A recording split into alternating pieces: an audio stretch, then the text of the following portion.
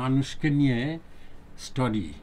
এখানে নানা একটা আছে যে শ্রেণীর একটা ব্যাপার দেখানো হয়েছে, এবং তার মধ্যে যে সম্পর্ক, সেই জায়গাটাকে খুব আন্তরিকভাবে এক জায়গায় নিয়ে আসা হয়েছে।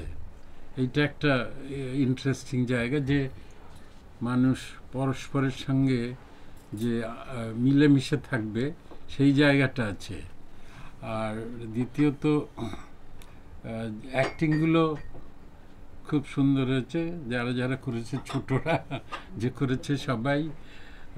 আর একটা হচ্ছে যে আমাদের পরিচিত নদী, সেই জায়গাটাকে কেন্দ্র করে, সেইটা আর একটা অ্যাট্রাকশনের জায়গা।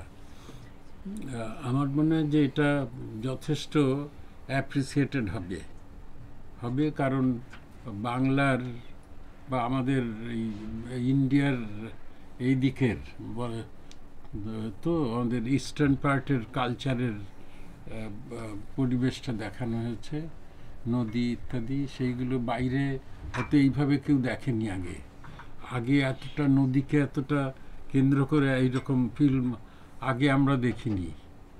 আছে হয়তো কিছু কিছু ফিল্মে, বোধহয় এর আছে ওই পদ্মা নদীর মাঝি, হ্যাঁ, সেই, কিন্তু বেশ ভালো। আমার মনে হচ্ছে যে দেখার পর বেশ মনে হচ্ছে যাক, কিছু একটা দেখলাম। আর তাছাড়া ওই যে সোশ্যাল যে ইয়েটা আনা হয়েছে না, ওইটা সব থেকে আমার মনে হয় একটা মেইন পয়েন্ট এখানে। সেটা খুব জরুরি ছিল এখনকার অবস্থায়, খুব প্রয়োজনীয়। যেভাবে মানে আমরা যেভাবে সামাজিক অবক্ষয়টাকে প্রতিনিয়ত দেখছি, সেই জায়গা থেকে এই বন্ধুত্বের গল্পটা, ছোটদের মতো করে পৃথিবীটাকে দেখার চেষ্টা করাটা খুবই সুন্দর সেই জায়গাটা।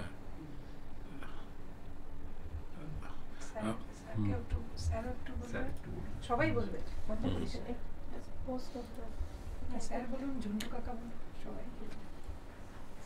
খুব ভালো লেগেছে, খুবই ভালো, এবং একটা স্ট্রং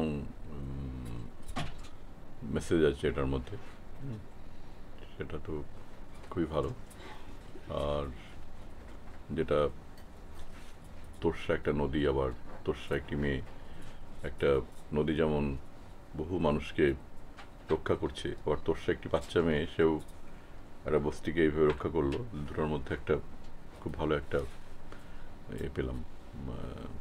এটা মানে আমরা যেটা বলতে চাইছি, মেয়ে আর নদী মা ঠিক মিলেমিশে গেছে, হ্যাঁ, মিলে গেছে। এটা খুব ভালো একটা জায়গা। আর যোগেন্দা যারা বললেন যে এই সমাজের যে বিভিন্ন শ্রেণীভেদ এটসেট্রা, সেটার এগেনস্টে বাচ্চাদেরকে একটা মানে একটা বাচ্চাদের একটা, এটাও একটা শিক্ষণীয় ব্যাপার, এবং বাচ্চারা খুব সাবলীল অভিনয় করেছে, খুব ভালো।